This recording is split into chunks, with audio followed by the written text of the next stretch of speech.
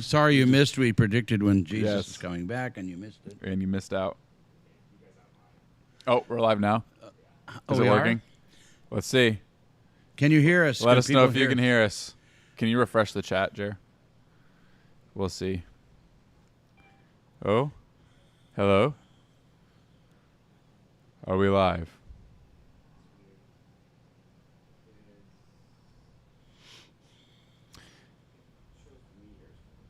And you're getting input on your side? Do you need to go look? Yeah. You need to excuse Oh, wait. yourself. Are we alive? Oh, we are. We're working. Yes, they can hear us. Perfect. Great. Did you change the camera angle on me?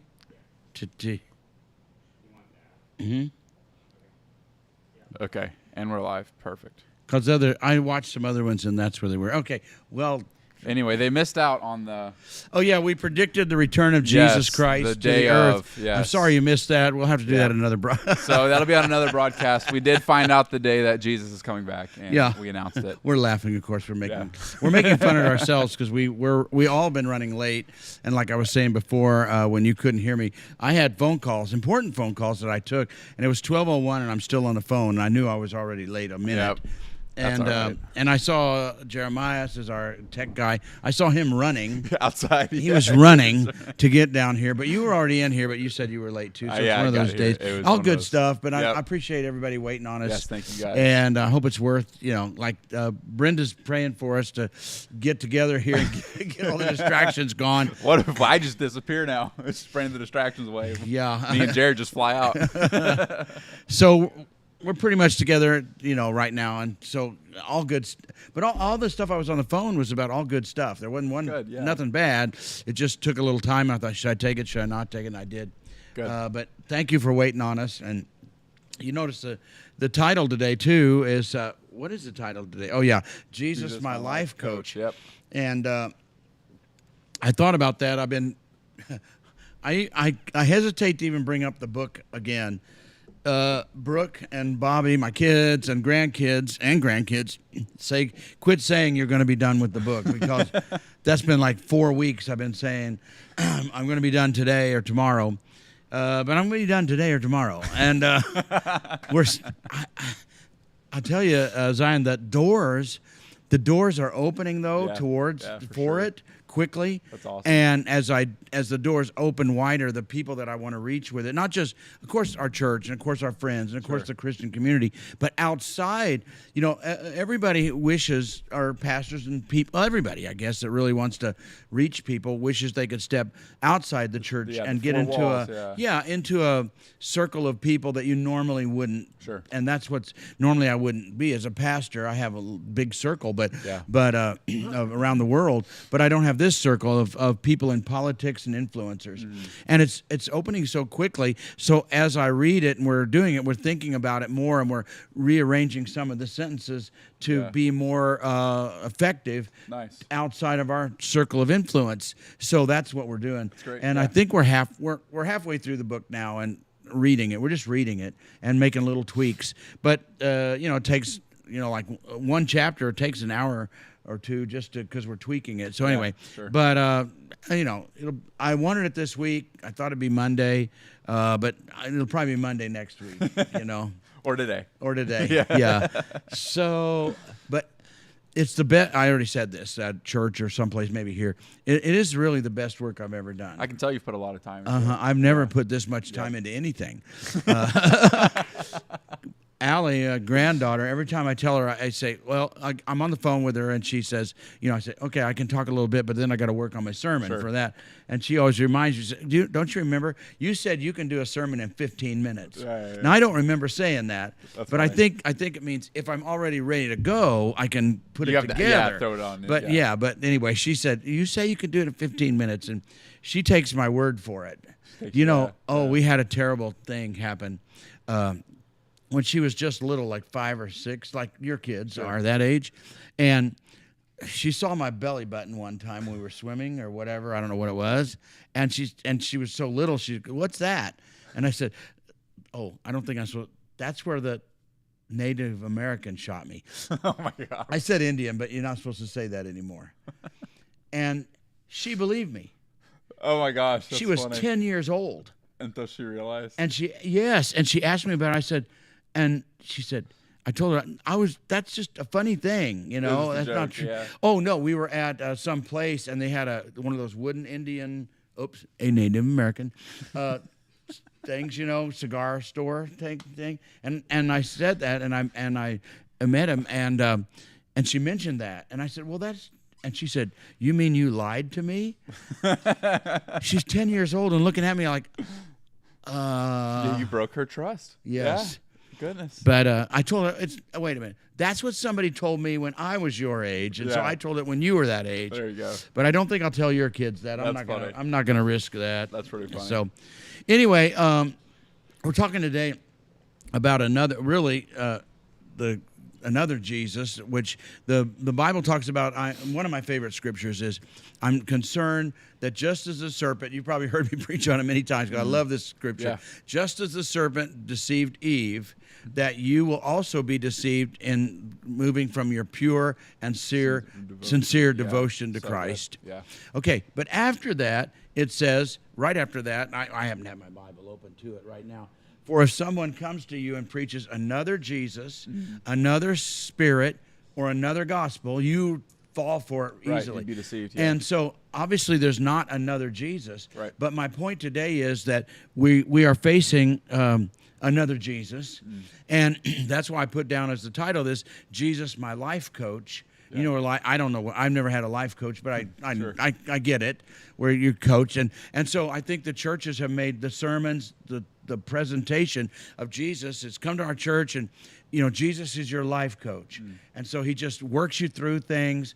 There's not, you know, you don't have to be transformed, repentance, or, you know, change the direction of your life or anything like that. He's just your life coach. And Sure. so I see that. It took me a little bit yesterday to figure out what it really is going on in sermons, because you can't say they're bad people preaching. There's bad preachers or Sure, whatever. yeah, They're not bad people. Right. It's the perception of it's another Jesus, though, kind of another gospel, but it's another Jesus. Yeah. And that's what bothers me. It says if you come and preach another Jesus, and so we have this another Jesus that is so compassionate that he doesn't ask us to make any changes. Right. He's just, you know, the compassionate Jesus, cares about us, loves us, and all that stuff. And so that's what my thought was today on another Jesus. And then we have to, as pastors, leaders, including you, all of us have to do it, is, okay, I get it, but I'm not going to bow to that. That's what my Sure. thought was. Yeah. Bowing to that, because the other Jesus, another Jesus, you know why they preach it? It draws crowds. It makes more money. You can make a lot of money Sure. preaching life coach Yeah. Jesus, Right. who Right. just coaches you through life, compassionate, helping you through, and more learning how to cope Yeah. with your situation, learning how to cope with Yeah. your finances and your kids and marriage. And so we learn how to cope, but we don't learn how to change. Yeah. It's not Right. transforming.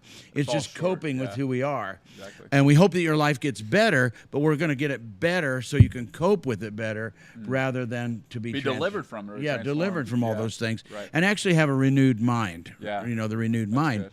So it's like a life. I've never had a life coach, but I've seen a lot of. Sure. And I've seen them on TV or on my phone, and I see, oh, that's a whole lot like the preaching going on today, where Jesus is presented as a life coach instead of a pure and sincere devotion. Yeah, right. And that's so you don't have to be devoted to your life coach. Your life coach is devoted to you. The way it's presented, right. Jesus is devoted to you, and what he Yeah. does is what they present it as, and is so. You come to church, he's your life coach, and then he validates you. He shows through the preaching of Jesus and through the Spirit, through the gospel, this gospel validates you. We're going to show you that you are valuable. Yeah. And I really think about it too. I've heard many times this time where it's the presented of the cross when Jesus is crucified is. I've even seen people cry with tears, you know, cry tear-eyed because Jesus loved me so much Sure. that he died for me. And so they're validating the love for them by looking at the cross. Does that make sense? Yeah, it does. And Kendra made a good comment here. To me, this Jesus, the one we're talking about that's preached, is not like actually compassionate, because no deliverance and no freedom. Yeah. Right? That's a good And point. that's It's not true compassion. If there's no deliverance, no freedom, it's not true. It's yes. a guise. And It's a just facade, learning right? to learning to cope, It's a great learning to comment. get through the next day. Exactly, yeah. Which is not compassion. Yeah. It's just band-aiding it, right? Right. Not- And so I really think that validating the self-validation. I'm valuable because Jesus died for me. You get it? Yeah. I know it's a close call because he died for our sins and all that. Yeah. But there's a song we used to sing. I don't remember singing it recently, but Jesus is on the cross, and when he was on the cross, he thought of me. He thought, really? Jesus is on the cross. He's dying, bleeding, tortured on the cross. Oh, but he's thinking of Steve. No, funny, yeah. It's the His kingdom. father's will. He's thinking of the kingdom of God and what this is going to do for the world. Yeah. But really, he's also I'm one of the few that I'm trying to get this across to people. I think, though, he's thinking of the kingdom of God, but I think he's thinking of his father, not of me, because his father was so dishonored in heaven by Lucifer, and so then he dies, and he's taking the shame away. He's fighting it. He's taking death away, sin away, all the things that the devil did to Eve and Adam, and he's taken all that away, sin and death. Yep. And I think that's what he's thinking. I'm doing this for the honor of my father, which affects me. It affects Steve, obviously. Sure, yeah. But so to say, you're on the cross and there's a line that says, and you thought of me. Okay. Sure. I hope he has a Rolodex. Remember those old? Well, you're too young no, to I know. I hope it's in his phone and Yeah, contacts, sure. because that's a lot of people to think of. Yeah, that's So you get the point of that. And so it was this life coach Jesus is one, and people like it. And they trust the people speaking it, but the person speaking, I think most of the time, knows this makes crowds, it makes money, it makes me popular. I can get a bigger church if I become a life coach rather than a preacher of the real gospel. Right. So it's another gospel. Yeah. It's another spirit, and obviously it's another And Jesus. it removes responsibility from the person who's, quote unquote, receiving the message or saved by that message. It removes like all ownership of Christianity, all responsibility, because now it's like Jesus died for me, so I don't have to do anything. But Paul is saying, take up your cross daily. I die daily. Renew your mind. So there's like an active dying process, right? Yeah. The response that's the response to the cross. Exactly. Is I pick up my cross. Exactly. But none of that's in there. Right, and it just falls short, like what we were talking about, right? And the sad thing, as you guys were saying too, is it doesn't really transform you. So you're not really getting better. Right. You're learning to feel better, but Exactly. you're not really getting Exactly. better. Yeah. And so that's what I try to do. I try to preach things that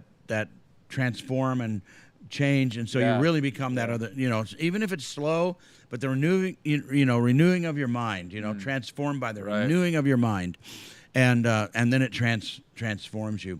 And I was thinking about that when we think about the life coach Jesus, and how many. We'll start with pastors and leaders, others online podcasts. Sure. They all do it. It's another Jesus. But and then I don't want to bow to that power. That makes me want to do it also because, I'll have more followers. I'll have more people like me. Right. My podcast will be bigger. The Facebook will be bigger. My church will be bigger. And so it's really you bow to it. Right. And so, I don't want to do that. Yeah. And it's costly because everybody else, not everybody, but so many are doing it. Most are doing it. Because it's a formula of growing a church or growing a ministry. It reminds me of, Lucifer with Jesus when he took him away and said, I'll give you the kingdoms of the world. Yeah, right. if you'll bow to me. Exactly. If you just shift your message slightly, it's still truth, but like partial truth. Yeah. Right. And that great story, two great stories in the book of Daniel, of course, are Shadrach, Meshach, and Abednego. You got to say it's Abednego. Yeah, sure. But the three of them, and that was their deal. Is get this? They made it was a trap. It was a trap to the Jews to destroy Jews, anti-Semitism. But it says, okay, king, so let's make a law that every time music is played, a flute, a harp, anytime you hear music, you have to bow down to Nebuchadnezzar. Nebuchadnezzar, Yep. and worship him. Mm-hmm. And so I don't know how often they had music playing. Like, Yeah, whenever he wanted to get bowed to, I guess whenever he had a big boom box or whatever, yeah. you know. But whenever music is played, and of course Shadrach, Meshach, wouldn't do it. Sure. They didn't do it. They would not bow down to just what was the common thing, the common religion now. And of course they said, if you don't, I'll throw you in the fiery furnace. Yep. And so after they threatened them, they still didn't do it. I was thinking about this. It says, okay, so we're going to make the furnace 7 times hotter. And I'm thinking, like, what was this furnace for? Was it winter?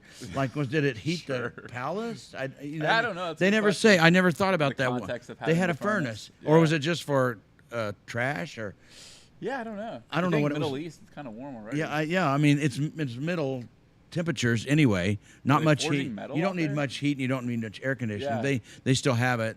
I always made sure I stayed in a hotel there in the AC. middle. Yeah, because I'm just For too sure. used to it. But anyway, 7 times hotter. How do you do that? Put 7 more pieces of wood in, or I don't know what they did. Yeah, But those anyway, are- they made it 7 times hotter, and they threw them in there. And of course, the story is there's 3 in there, and then Nebuchadnezzar looks in and he says, "But I see a 4th man." Yep. And the great sermon, there's great sermons been preached. I did it Yeah. once, but over the years of the 4th man, you have there's a 4th man with you. Yeah, so right? good. That Yeah. you don't realize is with you.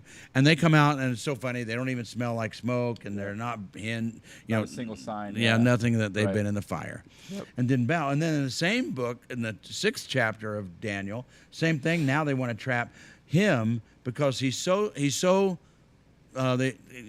a character. Got such. Charisma. Yeah, he just sure. got it. Just you know? boldness, yeah. And he's just so excellent in everything he does. He said he has an excellent spirit, Yeah. that they can't catch him in anything. So he said the only way we're going to catch him is in his religion. So Sure. we know that he bows down. I was thinking that, where he was? He was in, it said, in Persia, basically. Okay. The Medes, anyway, Persia.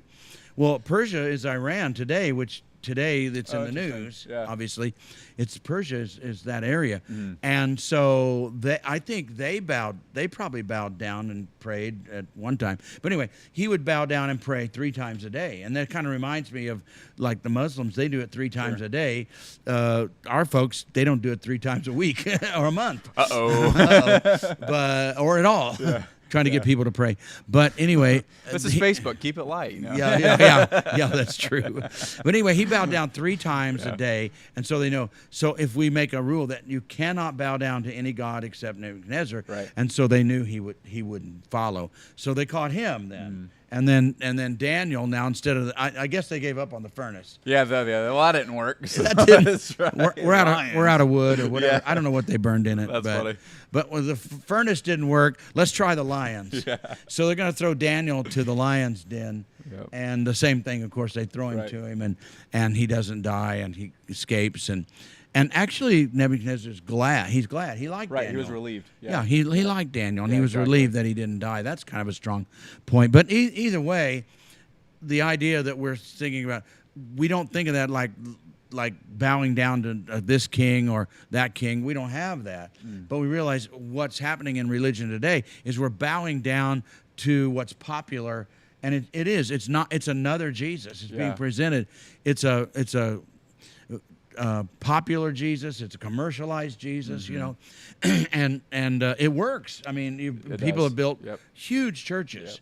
but if you check what they're doing is they're not preaching the things that really like Paul would preach Yeah, or whatever. sure. They're preaching a modern day. It's all about. I call it in the book. As a matter of fact, I call it. It's all about me. A gospel that's all about me. Yeah. And I am Right. that pure and sincere devotion. I'm trying to get people to make it all about somebody else. Yeah, Obviously, come on. Jesus. Yep. It's tough because, when I grew up, I don't know if you heard it, but probably so. When I grew up and go to school and high school and on through, it was look out for number 1. Well, who was number 1? It was supposed to be you. You look out for number 1. And, you're the one, whatever feels right to you, you do it. Yeah. If it doesn't feel right to you, that's okay. If it feels right to me, do it. And that individualism. And so now taking that my generation and those younger some and trying to get them to live for somebody else Yeah, is right. tough. And I think that's why we have so many divorce things happening because I mean some are legitimate. I get it, you know, violence or whatever, child abuse. I get it, Right. but most of them are not. Most of them are you're with somebody and either you can't live for them or they don't live for you. Yep. And that's what Christianity is. I live for Jesus. And so if I don't, then it doesn't work out, and maybe they leave the church. But and so we could end divorce basically if we'd say I'm getting married because I'm going to start living for somebody else besides myself. Yeah. Right. And That's good. yeah, but anyway, that's another story, I Yeah. guess. But anyway, so the bowing down to another Jesus is so popular, and it's everywhere. I mean, even in just our city, or even in just where we live and you live, right. there's churches everywhere. But the ones that really want to grow, they go and they get the formula, and it's a kind of a corporate, like being a corporate, a growth scheme or whatever. yeah. Right. It's what. It went back to a church called Willow Creek. I think it was in Illinois or someplace up north. Willow Creek became the example of how to grow a church, and they brought, you know, he would bring a couch in and sit on the couch, and it was, you know, it was just different. An interesting thing, though, it's almost like socialism and communism. Interesting thing, it was the fastest growing church, and it was the example to thousands of other churches growing. Yeah. And now it's closed. Oh, wow. Zero. The building is totally empty, no services at all. And that's socialism and communism. You know, it starts out good, like it's all about you. We're going to give you free stuff, and then it collapsed. And communism actually only lasted 70 years. And the Soviet Union only lasted 70 years. Yeah. I guess it's still there now, but the ideology is. Yeah, and so it doesn't work. The all about you doesn't work. All about me doesn't work. Exactly. But that's kind of what the preaching is. It's all about. Brenda's been with us 30 years. Yeah. Yeah. That's cool. The different kind of preaching, and so the all about me doesn't work, and yet it's still being preached because. So I read about a guy the other day, and he's got, you know, they say, I don't know, 30,000 people. I don't know, and campuses everywhere, I guess. Sure. You know, very successful. He's well known, and what he did is he took the playbook of Willow Creek. Even though it's closed, they called it, you know, what did they do? Right. He got the playbook of that, and he did everything that book said that they did, and he grew a huge church. Sure. And so it's not done that way, and it's all about your feelings and all about you and learning how to cope, but not be transformed. Yeah, no deliverance. That's why we preach revival, because revival is so transforming, and it's so changing. It's so it just rattles the cage of your life. Yeah. And absolutely. And so that's what we want. We want that revival to take place. Right. And you know, in our church, you know, we had 6 and 5 services a week for 3.5 years. And then when we were here in Kansas City, we had the Kansas City revival. There was, I guess it was 4 services a week, about the time you and your family. Yeah, we came kind of the tail end of that. Yeah. But you know what? You don't have, I mean, even if we could get the surge of the power of God just on Sunday morning, I would be happy. Just the increase of it. Yeah. But people come in and they've been to visiting other churches, and either they like us and love us or don't. They go to other churches, but usually if they end up in ours and stay, it's because they see through this. They say, you know, the service was short. They worship 15 minutes, and then they preach a sermon. Typical. Yeah. All about my feelings, all about me, all about Jesus is my life coach, and so. But they come in and say, we really love the worship, we love the preaching. Yeah. So you got 2 kinds of people, and we attract, you know, other kinds of people that really want to go for God. So anyway, that's what's been on my mind. I took you see, I got some notes here, but I didn't really. Oh wait, I have this one. Okay, I wanted to define success. You can do this later. Okay. Success. Whatever we're talking about today. Success is when you produce more than you consume. Yeah, that's really good. When you produce, you know, whether your job or family or whatever, but I produce more than I consume. Everybody has to consume. We have to eat. We have clothes, everything. You know, we have needs like that. But if you can produce more than you consume, I put that down as my definition of success. Or you talked about, I don't know if it was a sermon or might have been on here. I can't remember. But you talked about switching from a consumer mentality to becoming a producer. Yeah. And that's how you know when you kind of cross the line. Yeah. Is, you know, now I'm effective. I'm not just, you know, a parasite absorbing everything, Yeah, right? I get it. It's You know, fine at first, right? Because you gotta consume to grow. But right. like once when you're be younger, productive, yeah. You're past that age now, though. Yeah, sure. Yeah. But Jesus, John in the Gospel of John, Yeah. he says this glorified that you produce much fruit, not just fruit, Yep. much fruit. Yeah. So it's a difference getting up every day saying, "I'm okay. Today is what can I produce today Yeah. more than I consume?" Yep. But most people, they're thinking as a consumer. Even if I notice people.